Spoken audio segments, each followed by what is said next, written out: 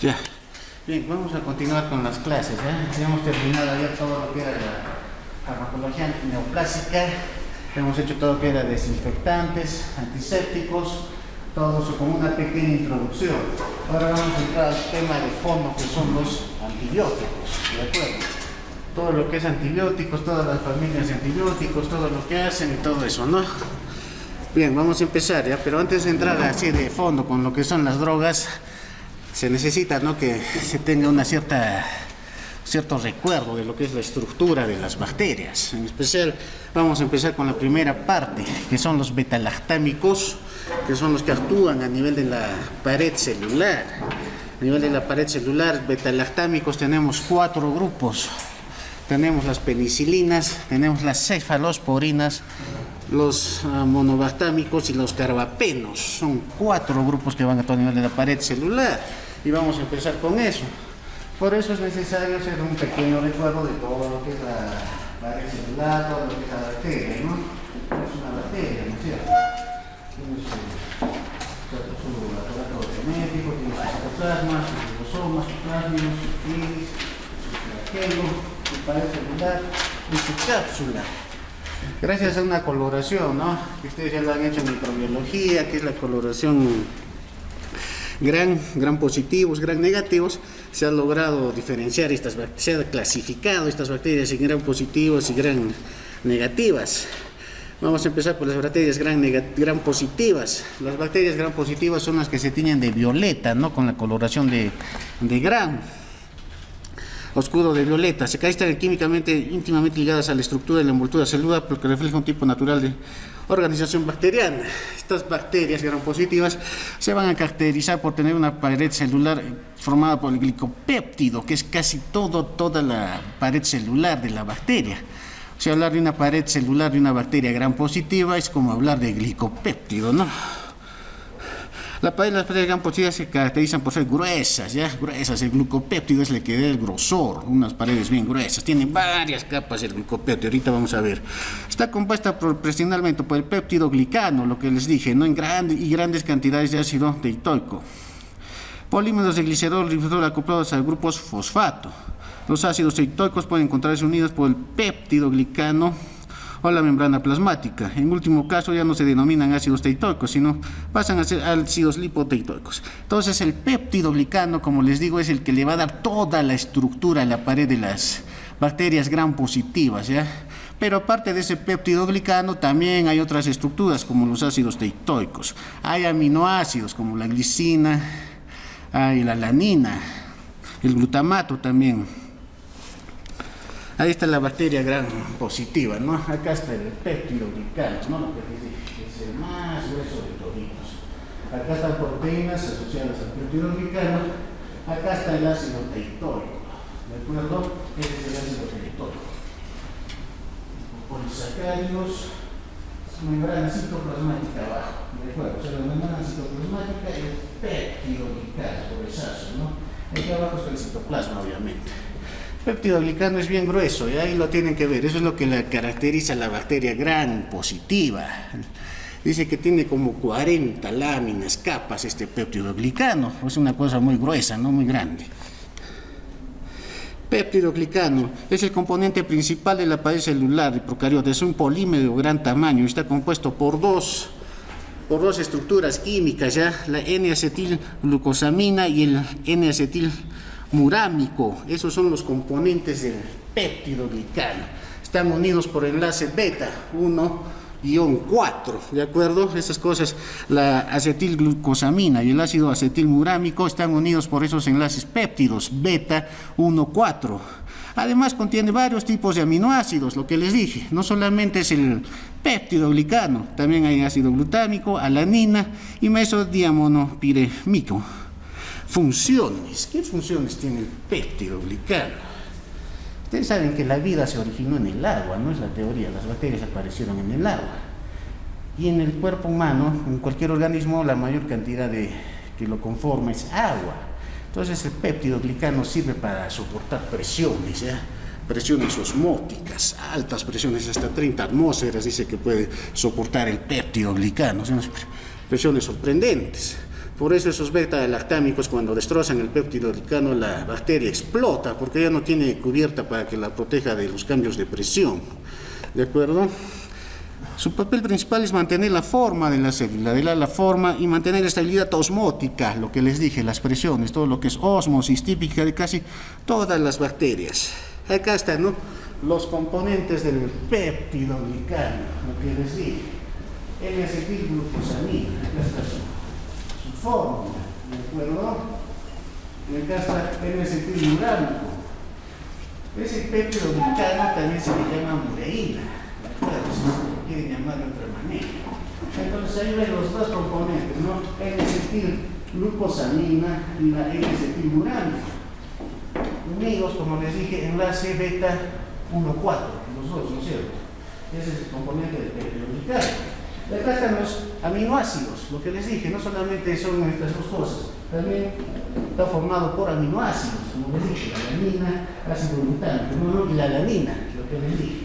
¿De acuerdo? Esa es la estructura del péptido glicano. Esta es la estructura, ¿no? Para que lo vean más bonito. N-acetilmurámico, N-acetilglucosamina. Péptidos, los puentes péptidos se unen los dos. Vamos a ver. Creo que hay otra más. Acá está. Indicaciones utilizadas de la medicina, los aminoácidos, N-acetilmurámico, glucosamina, ¿no? Enlace 1, beta 1 y 4, lo que les dije. Esto ya es una estructura tridimensional del péptido glicano. ¿De acuerdo? Entonces eso tienen que saber bien, ¿ya? Síntesis del péptido glicano. Necesitamos saber cómo se sintetiza el péptido glicano, ¿eh? Tiene 4 fases. Ahí está resumida las 4 fases de cómo se sintetiza. Se sintetiza primeramente a nivel del citoplasma. Primera parte es síntesis de precursores solubles en el citoplasma, transporte a través de la membrana, a través del bactoprenol, transglucidación, transpeptidación. Entonces vamos a ver lo que es la síntesis, ¿eh? O sea, en el citoplasma, dentro de la célula, es de la fábrica donde se va a sintetizar el péptido glicano. Ahí se va a sintetizar lo que es la N-acetilmurámico, su componente, y la N-acetilglucosamina dentro. Quería conseguir eso, pues no he encontrado una figurita para que se vea mejor. Pero dentro del citoplasma se sintetizan esos dos y se unen al UTP, ¿ya? Esto forma un difosfato unido ácido acetilmurámico, ácido glucosamina. Eso se forma dentro del citoplasma. Eso es la parte de síntesis de precursores. O sea, son las mismas estructuras unidas al UTP, ¿ya? Unidintrifosfato, ¿de acuerdo? Y de ahí, dentro del citoplasma, tiene que pasar la membrana plasmática y salir afuera, pues no, el péptido glicano está afuera, está al exterior. Entonces, el siguiente paso tiene que salir del citoplasma, es el transporte a través de la membrana. Esas dos estructuras que vimos que se forman en el citoplasma, que son los componentes del péptido glicano, salen a través de un transportador que se llama el bactoprenol.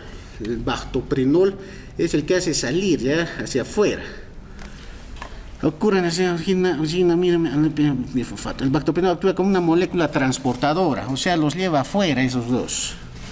Una vez afuera, se trasladan al exterior los precursores del péptido disacárido, N-acetilglucosamina y N-acetilmurámico, que se unen en cadenas polipéptidas gracias a la presencia de enzimas transglucosilasas. O sea, gracias al bactoprenol, estas moléculas salen afuera. Y afuera, por la enzima transglucosilasa, se empiezan a unir, glucopéptidos, se empiezan a fortalecer, se puede decir. Eso es ya fuera de la bacteria. Y el cuarto paso, que es el más importante, es la transpeptidación. Unión de polímeros lineales así formando péptido glicano. Existen en la pared celular por entrecruzamiento de sus péptidos respectivos. Entonces, resumiendo, estructuras primarias se forman dentro del citoplasma. Después estas tienen que salir afuera y lo hacen con el bactoprenol, que es una molécula que la saque un transportador. Después afuera, cuando están afuera de la membrana citoplasmática, pasa la transglucidación y la transpeptidación, donde se consolida ya el péptidoglicano. Resumiendo así a grandes rasgos cómo es la formación del péptidoglicano, ¿de acuerdo? Bacterias gram negativas. Ya hemos visto lo que es la estructura de las gram positivas, cómo se sintetiza el péptidoglicano, cómo está formado el péptidoglicano. Se denomina bacterias gram negativas aquellas que no se tiñen de azul oscuro y lo hacen de color rosado tenue. Las gram positivas se teñían de violeta, estas se tiñen de rosado, ¿de acuerdo? Eso ya lo saben. Y el nombre de gram negativas. Esta característica está íntimamente ligada a la estructura didérmica, dada por la envoltura celular, pues presenta doble membrana celular. Esta tiene doble membrana, no se olviden de eso. Lo que refleja un tipo natural de organización bacteriana. Pared celular de las gram negativas. Ya hemos visto la pared celular de las gram positivas, que están formadas por péptidoglicano, ácido teitóico, aminoácidos, ¿no? Glicina, ácido glutámico, alanina, proteínas de membrana, ¿no? Ahora vamos a ver cómo es la pared de las gram negativas. Está compuesta por una membrana citoplasmática, una membrana interna, una pared celular delgada de también tiene péptidoglicano, pero el péptidoglicano de estas es delgadita, ¿ya? Es un péptidoglicano, es una lámina nomás. El otro dice como 40 láminas, ¿no? Una cosota bien gruesa, ¿no? Esta no, ¿ya? Esta es delgadita, este péptidoglicano que tienen las gram negativas. Entre la membrana citoplasmática y la membrana externa se localiza el espacio periplasmático. Hay un espacio ahí. Membrana interna, membrana externa en medio, un espacio periplasmático, relleno de sustancias denominado periplasma, la cual contiene enzimas importantes para la nutrición de las bacterias. ¿De acuerdo? La membrana externa contiene diversas proteínas, entre ellas las porinas y canales proteicos que permiten el paso de ciertas sustancias. Proteínas que sirven de transporte, no poros, para que la bacteria pueda nutrirse, pues no pueda vivir. También presenta unas estructuras llamadas polisacáridos, lipopolisacáridos, eso es importante, los lipopolisacáridos. Y estos lipopolisacáridos tienen 3 partes, están divididos en 3 partes, o sea, se han dado los que tienen microscopios se han dado el lujo de dividirlo todavía en 3 partes al lipopolisacárido. El polisacárido o antígeno, una estructura polisacárida central, KDO, y el lípido A, endotoxina. Esas son las 3 partes del lipopolisacárido, ¿de acuerdo? El lipopolisacárido tiene una toxina termoestable que se libera al romperse la bacteria gram negativa, pidiendo resistir la esterilización del autoclave. Acá está, ¿no? La estructura de las membranas, de la pared celular de las gram negativas, ¿de acuerdo? Membrana externa, membrana interna. Péptidoglicano, pero delgadito, ¿no? El otro era peptidito, ¿no? Lipoproteínas, y acá está el lipopolisacárido, la membrana externa, ¿de acuerdo? Y acá están las proteínas del poro para que pasen las sustancias al interior de la célula. Esa es la estructura de una pared celular gram negativa, ¿de acuerdo? Fácil, ¿no? Y acá está el péptidoglicano, sus componentes, lo que dijimos. 3 cosas: el antígeno O, cadenas laterales, el core, el lípido A, endotoxina, ¿no? 3 partes del lipopolisacárido. Ahí está más bonito, ¿no?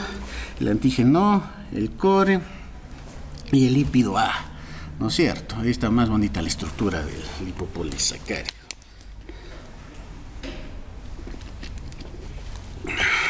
Bien, hemos hecho un recuerdo a lo que es las estructuras de las paredes celulares. Ahora vamos a entrar a lo que son los antibióticos, ¿ya?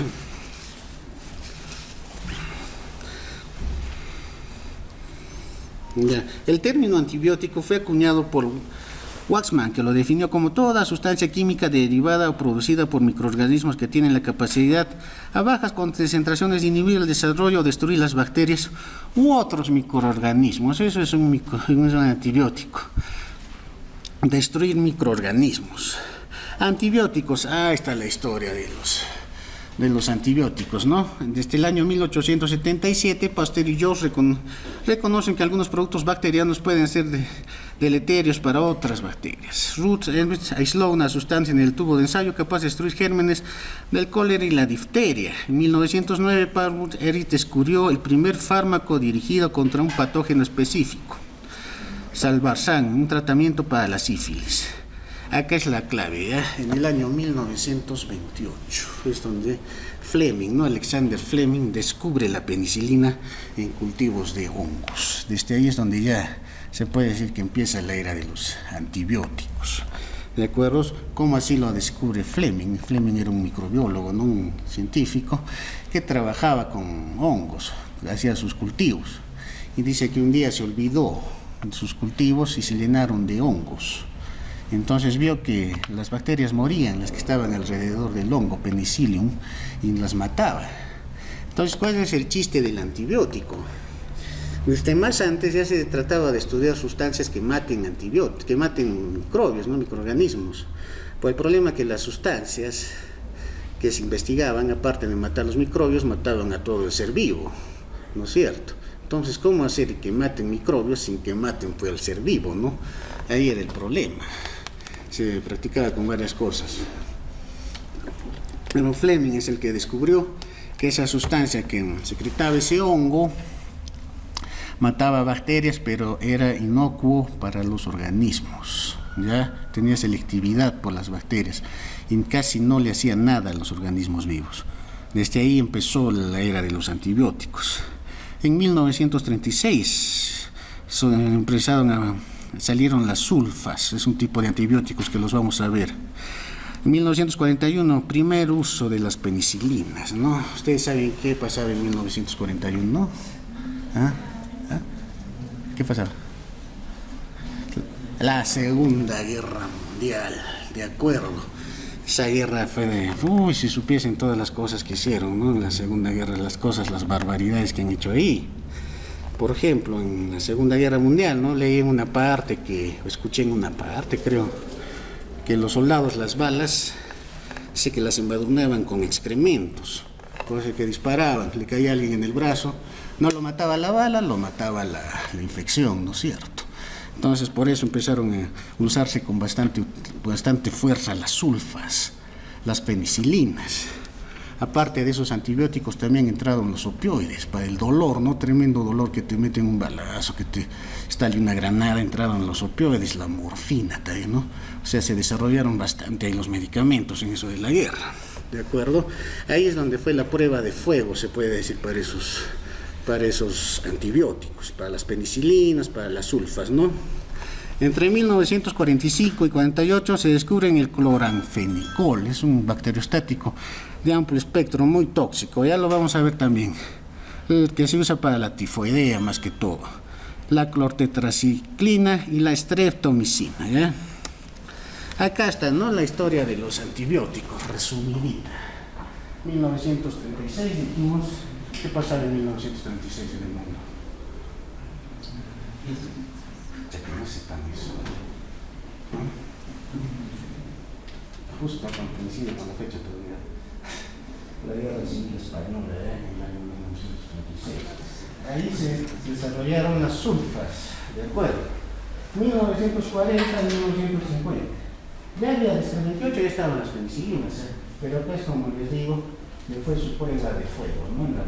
Justo en todo el periodo de la guerra, 1939-45, se usaban las sulfas y se usaban los beta-lactámicos. Acá entre el año 1950 y 1960, si se dan cuenta, se ha dedicado a la investigación y desarrollado la mayor cantidad de antibióticos, donde se han fabricado la mayor cantidad de antibióticos. En los años 1950 y 1960 está el cloranfenicol, aminoglucósidos, tetraciclinas, macrólidos, mincomicinas, ciclosporinas, micopéptidos, rifampicina, ¿ya? Toditos en el año 1950-1960. En 60-70 ya no hay mucha producción, ¿no? Porque ya estaba bonito. Acá se desarrollaron los inmunolones. Esto es lo que se necesita, ¿no? Trimetropina también se desarrolló en los 60-70, ¿no? La microdosina, es un antibiótico tópico, se desarrolló en el 90. Y estos son los que se desarrollaron a lo último, ¿de acuerdo? Esa es la historia de los antibióticos, resumida en ese pequeño cuadrito, ¿no?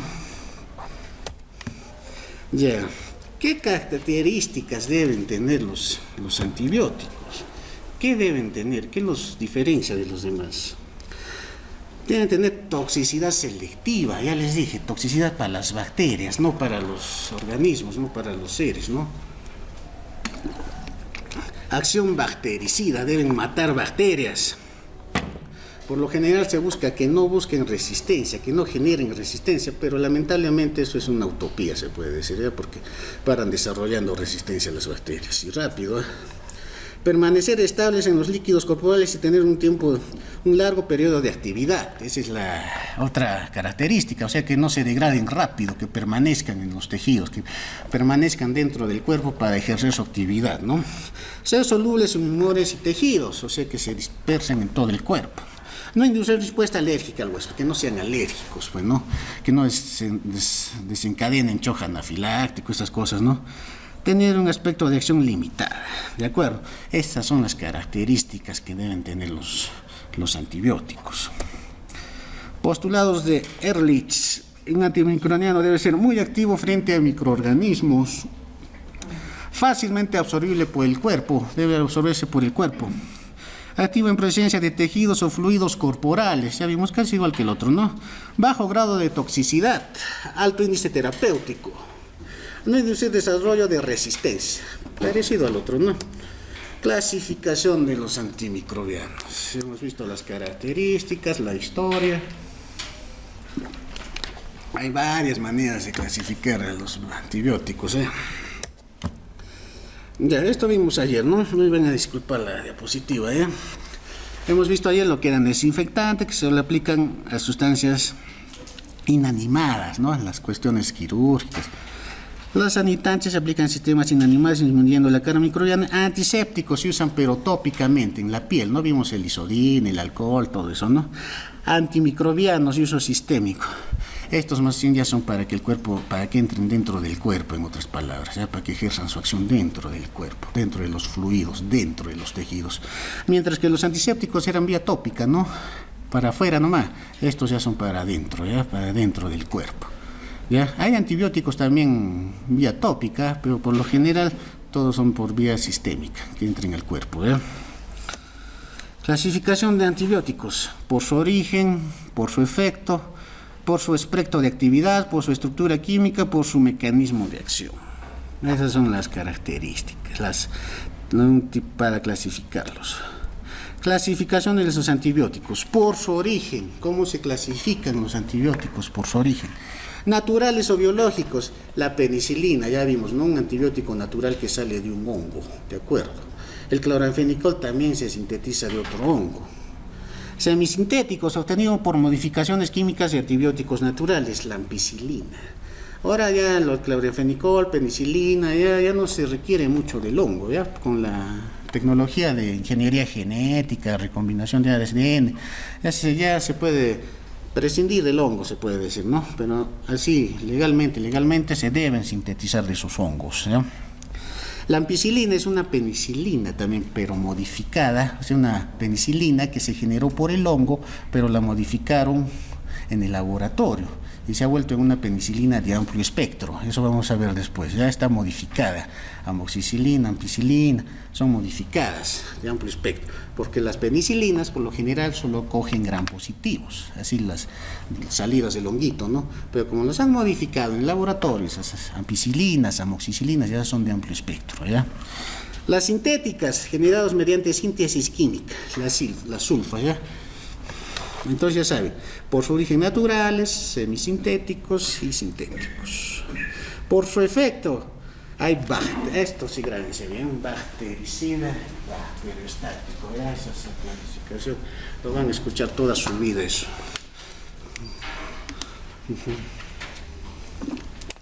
Bactericida, matan a la bacteria, la destrozan, ¿ya? Son bactericidas, muerte celular, muerte de las bacterias. Esas son las penicilinas, actúan a nivel de la pared, las matan. Los bacteriostáticos no las matan, ¿ya? Las dejan medias así sonsas, ¿no? Medias estúpidas, ¿no? Pero no las llegan a matar, los ponen así lentitas, ¿ya? Letárgicas. Y para que el sistema inmunológico después haga su trabajo, ¿no?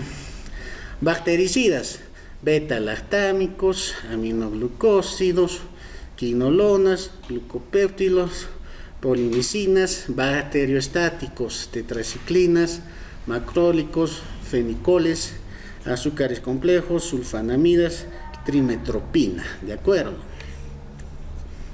Acá está, ¿no? Este cuadrito de los bacteriostáticos y los bactericidas. Por ejemplo, penicilina, bactericida, la cara bacteriana, los manda al demonio, ¿no? Los mata todos, los devuelve, los manda al suelo.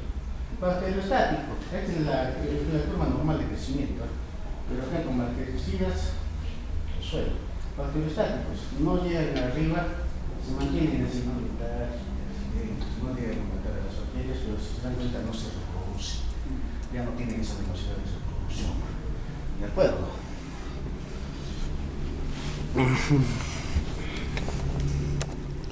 Clasifica por su espectro de actividad.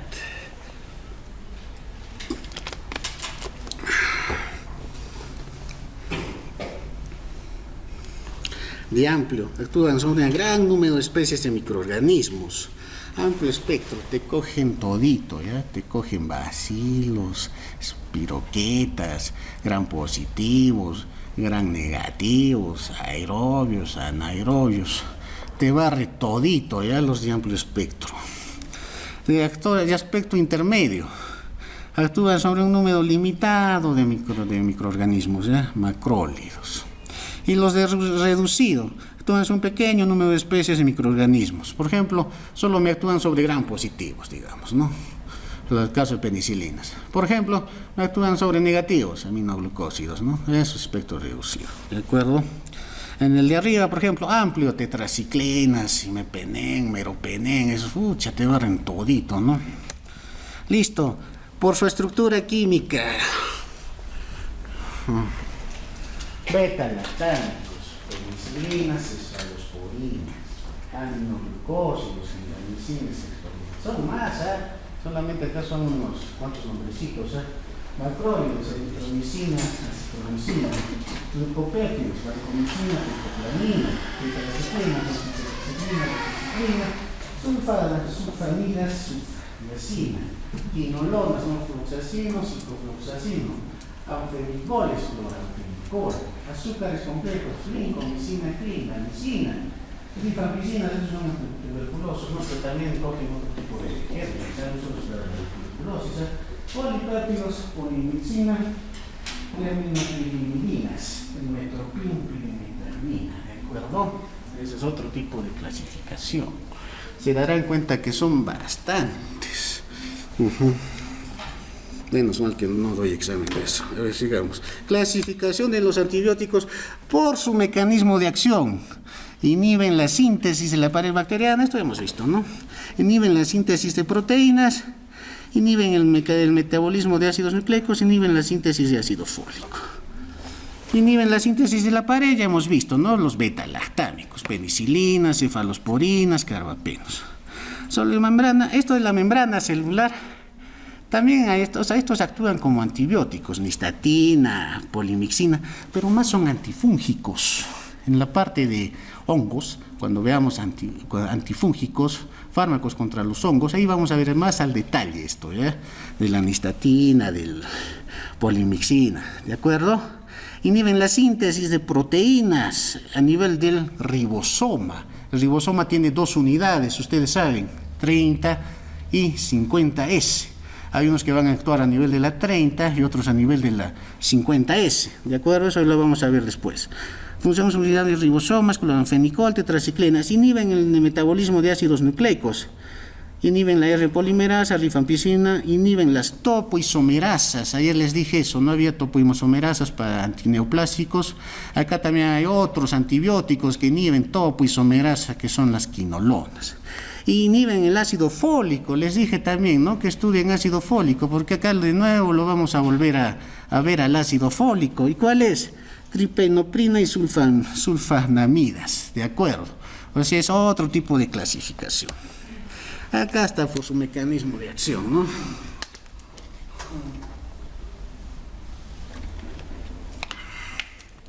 Ya, para que sea fácil esto, ¿ya? Tienen pared celular, o sea, tienen pared celular, bactericidas, monolactálicos, todo lo que son los lactálicos, monolactálicos, carbapenos, penicilinas, cefalosporinas. ¿De acuerdo? Pared celular, actúa a nivel de hiperteorical. Ya lo vamos a ver después, ¿no? Acá está lo que les dije, ¿no? Vancomicina también, vacitracina, penicilina, monolactámicos, carbapenos, pared celular. ¿De acuerdo? Metabolismo del ácido fólico, lo que les dije. Trimetropina, sulfanamidas. ¿De acuerdo? Metabolismo del ácido fólico.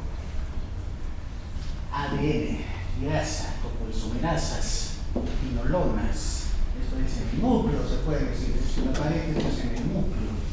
Ciprofloxacina, novobiosina. Elongación, nomicina, ¿no? Síntesis de las subunidades 50S, 30S, ribosoma, bacteriostáticos. ¿De acuerdo? Bacteriostáticos, el 50S, ¿cuáles se actúan en el 50S? Eritromicina, macrólido, clorofenicol, megamicina y mucomicina. ¿De acuerdo? Eso es en la 50S del ribosoma, bacteriostático. Proteínas 30S, el inhibidor, también bacteriostático. El bacteriostático en el nombre de ribosoma fácil, ¿no? Tetracyclinas, penicilinas, metilcilamicina, canemicina, aminoglucósidos, nitrofuranoína, ¿eh?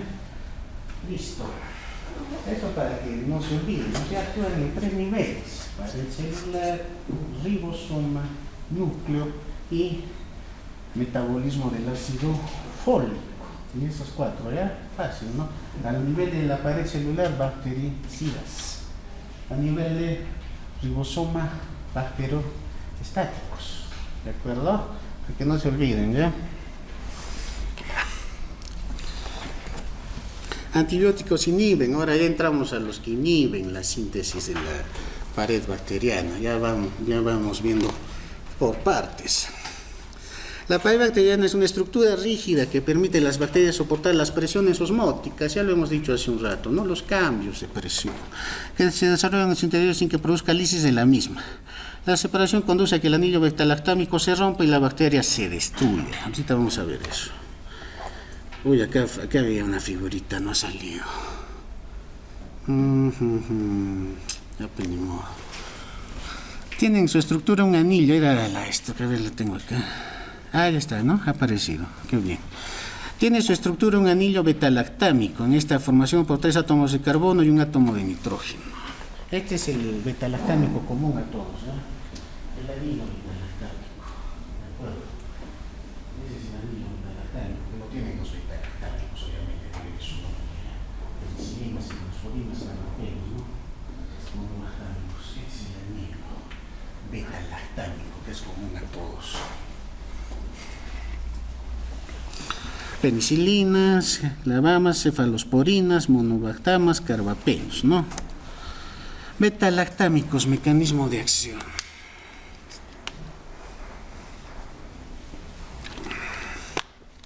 Los antibióticos beta-lactámicos son agentes bactericidas que inhiben la síntesis de la pared bacteriana, ¿no? Y generan autólisis, no se muere la bacteria, ¿no? La destrucción de la pared bacteriana se produce como consecuencia de la inhibición de la última pared, la síntesis péptidoglicano. En la última parte, ¿cuál era la última parte de la síntesis de péptidoglicano? Tenía 4 partes. Tenía su nombre, ¿eh? Ahí actúan ya en la última fase, que era la 4ª. Así hemos visto, ¿eh? Bueno, después lo revisan, ¿ya?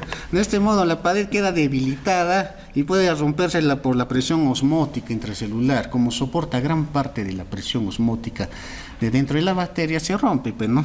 Para que actúe el beta-lactámico es necesario que la bacteria se halla en las fases de multiplicación, ya que cuando se sintetiza, o sea, la bacteria tiene que estarse reproduciendo, ¿ya? Para que tenga un mejor efecto el beta-lactámico. Importante. Los componentes del péptido glicano se sintetizan en el citoplasma, ya sabemos eso, ¿no? Están transportados al espacio que existe entre la pared celular, y a este nivel existen unas proteínas de divinidad enzimática, ya hemos visto eso, ¿no? Transpeptidasas, carboxpidasas, que son las encargadas de formar el tetrapéptido unido. Estas enzimas fijan la penicilina y otros betalactámicos, por lo que se llaman PBP. La función de PBP es alargar la forma y dividir la bacteria. Los anillos de los betalactámicos poseen una estructura similar a los dos últimos aminoácidos pentapéptido de la adenina y eso permite la unión covalente a nivel activo de la transpeptidasa. También pueden ir las carbopeptidasas y algunas endopeptidasas. Están los betalactámicos, ¿no? Es su mecanismo de acción. Penicilinas, ¿ya? Ahí están las penicilinas, los primeros betalactámicos que vamos a ver en este grupo. Hemos visto la historia, ¿no? Lo más importante es el año 1928. Alexander Fleming, todavía creo que hay una academia, ¿no? Con el nombre, ¿no? Alexander Fleming. Ya, en 1938 se logra desarrollar como agente terapéutico. Es posible acumular suficiente medicamento para hacer ensayos clínicos en pacientes. Comienza la expansión y desarrollo del antibiótico en 42, alcanzando grandes avances de depuración de usos químicos. En el 43 ya se había tratado 200 pacientes con un nuevo producto, 50 se logra la producción masiva del fármaco en Estados Unidos. En la misma década se crea la primera penicilina semisintética. ¿Cuál hemos visto que era semisintética? Ampicilina, muy bien. 1984 se inicia el uso del ácido clavuránico asociado a penicilina y comienza la era de los inhibidores de beta-lactamasa. ¿De acuerdo? Eso del ácido clavuránico lo vamos a ver después. Resulta que las bacterias se defienden por el anillo beta-lactámico, pero no se quedan así nomás, también se defienden, ¿no? Secretan una enzima, la beta-lactamasa. Entonces, para contrarrestar eso se usa el ácido clavuránico. Eso ya lo vamos a ver después, ¿ya? Alexander Fleming, ¿no? A ver, ahí está, ese es Alexander Fleming, ¿ya? Descubrió la penicilina en 1928 cuando por accidente, como les dije, ¿no? Por un accidente pasó eso. Se acumuló el cultivo de Staphylococcus aureus en un honguito, ¿no? Observó un halo transparente de inhibición de crecimiento de este microorganismo alrededor del hongo.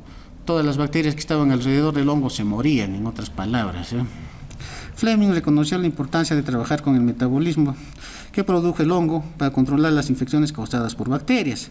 A la sustancia se le denominó penicilina, porque el hongo contaminante fue identificado con Penicillium notatum, penicillinum, les dije, así se llamaba el hongo, por eso se llaman penicilinas.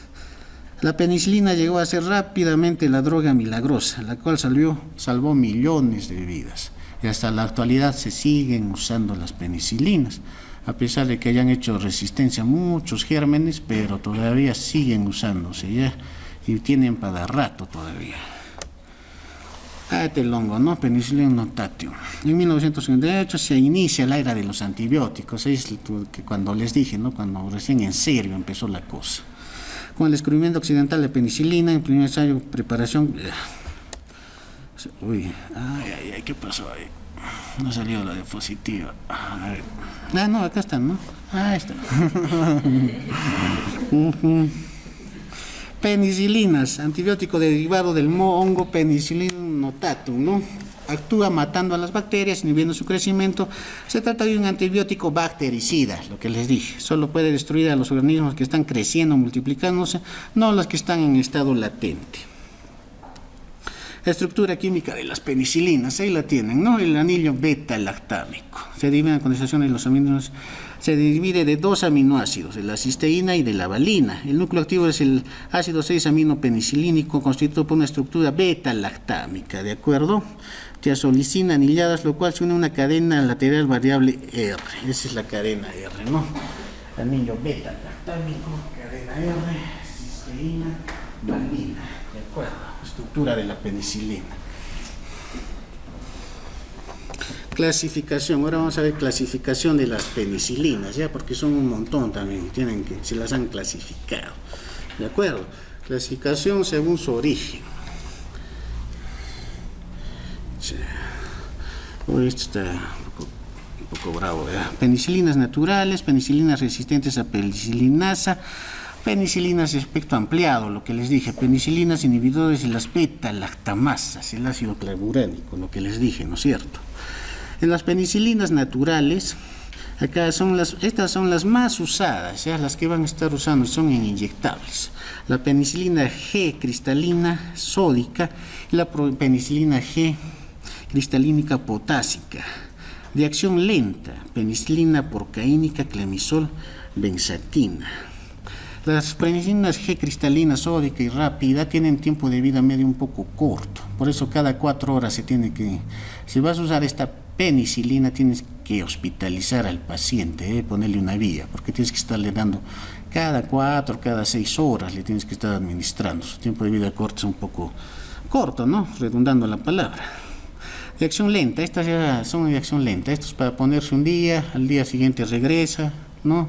Son las de acción lenta. Y la benzatínica, esa ya se le considera una penicilina de depósito todavía, porque te puede durar un mes, te ponen una inyección y todo un mes estás con la penicilina dentro del cuerpo. Y eso lo vamos a ver después, ¿eh? Penicilinas B, fenoxipenicilinas, penicilinas resistentes a pelitinasa, cloxacilina, dicloxacilina, flucosilina, oxacilina, nafticilina.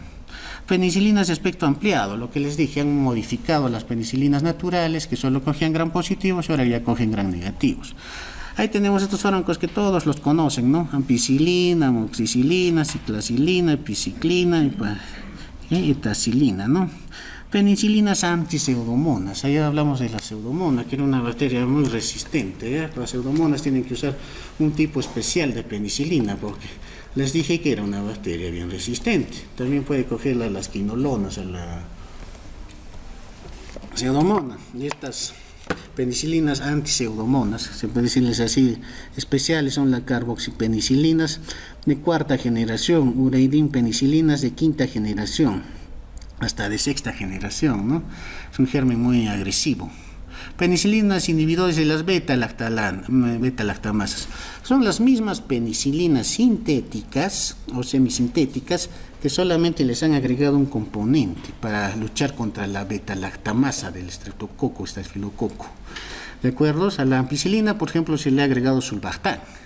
A la amoxicilina se le ha agregado el ácido clavuránico, ¿no? Tricarcilina, en fin, ¿no? Lo mismo. Acá está, ¿no? Lo mismo nomás, ¿no? Ampicilina, lo mismo que hemos visto en el cuadrito. Según su aspecto antibacteriano, penicilinas contra cocos gram positivos, penicilina G, penicilina 5, les dije, ¿no? Penicilina resistente a beta-lactamasas, meticilina, oxacilina, cloxacilina, dicloxacilina. Penicilina aspecto ampliado, que estudia sobre organismos gram negativos, aminopenicilinas, ampicilina, amoxicilina, ya son de espectro ampliado, ¿no? Penicilinas espectro extendido, pseudomonas, enterobacterias, proteos. Penicilinas activas frente a pseudomonas, lo que les dije, ¿no? Klebsiella y bacterias gram negativas. Penicilinas, ya hemos visto el mecanismo de acción. Mecanismos de resistencia, puede darse en producción de beta-lactamasa, alteración del BBP, proteína ligadora de penicilasa, disminuyendo, penetración activa del antibiótico, salida activa del mismo, de alta población bacteriana. Esas son las resistencias. Su farmacocinética de las penicilinas, vía oral, endovenosa, intramuscular, absorción oral variable dependiendo de cada penicilina, parenteral da lugar a CP elevadas, concentraciones elevadas rápidas. Procaína y benzatínica son de baja pero de mayor duración, como les dije. Biodisponibilidad 75%, eso de la vida media es relativo, ¿ya? Porque hay unas que tienen más larga la vida media. Fijación de proteínas 50-80%, distribución bien distribuida en todos los organismos, insoluble en lípidos, bajos niveles en lípidos en sistema nervioso central, líquido cefalorrecreatorio, atraviesan la membrana placentaria. Estas penicilinas, cuando hay casos de meningitis, infecciones en el sistema nervioso, casi no se usan porque no atraviesan la barrera hematoencefálica. Ahí tienen que usar otro tipo de beta-lactámico para que llegue a combatir la infección, ¿de acuerdo? Se distribuyen en todo el organismo. Atraviesan la barrera placentaria. Las mujeres, las que están gestando, hay que tener mucho cuidado para darles antibióticos, quinolonas, sulfas, no van a estar usando eso. Una opción son las penicilinas. ¿Por qué las penicilinas?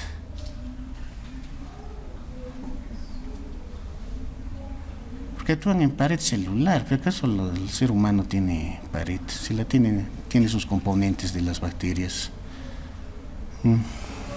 Metabolismo hepático, eliminación renal. Penicilinas espectro, cocos gram positivos, gram negativos, bacilos gram positivos, bacilos gram negativos, spiroquetas, anaerobios, actinomicetos, ¿no? Indicaciones: infecciones producidas por Streptococcus pneumoniae, Streptococcus pyogenes, viridans, Neisseria, treponema para la sífilis, para el pian, actinomicetis, bacillus leptospiras. Contraindicaciones: estas penicilinas hay que tener mucho cuidado porque generan respuesta anafiláctica. ¿De acuerdo? Cuando se desarrolla una respuesta anafiláctica, el paciente rápidamente se puede morir. Siempre que van a inyectar penicilina a un paciente, deben tener ahí una ampolla. ¿Qué ampolla se usa? O 2 ampollas. No me digan que no saben eso. ¿Cuál que se usa en un shock anafiláctico? Epinefrina, correcto. Tienen que tener, por si acaso, su ampolla de epinefrina, ¿no? Ese que se choque por la penicilina. También se puede usar dexametasona, corticoides, pero lo mejor es la epinefrina, ¿de acuerdo? Altas dosis de penicilina potásica suelen producir hipercalemia, especialmente en pacientes con falla renal. Hemos visto que hay penicilinas G-sódicas, G-potásicas. Claro, G-sódicas tiene sodio, ¿no es cierto? G-potásica tiene potasio.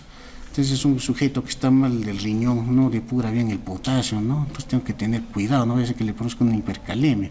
Porque cuando meten penicilina no es una cosita así, es una cosota así, una jeringa de 10 y llena con la penicilina. Le están metiendo toda una bomba de potasio o de sodio. Pacientes que están con insuficiencia cardíaca, cuidado de estar metiendo penicilina G-sódica porque le están produciendo sobrecarga de sodio, ¿ya? Mujeres en embarazo y en lactancia. Esto es relativo en embarazo, porque es bien usada en embarazadas, ¿ya? No sé qué le dé su shock, ¿no? Por ejemplo, las mujeres que tienen sífilis, se da gestantes, se les tiene que poner su benzatínica, ¿no? Su penicilina benzatínica, es un poco, ¿no? Que no va esta cosa. Pacientes que están en primer trimestre, tienen su infección urinaria, usen amoxicilina, pero no lo más suavecito. ¿De acuerdo? Pueden usar también nitrofurantoína, pero es muy fuerte. ¿De acuerdo? Eso que en el embarazo no es tanto, ¿ya? No es tanto, digamos. Ya.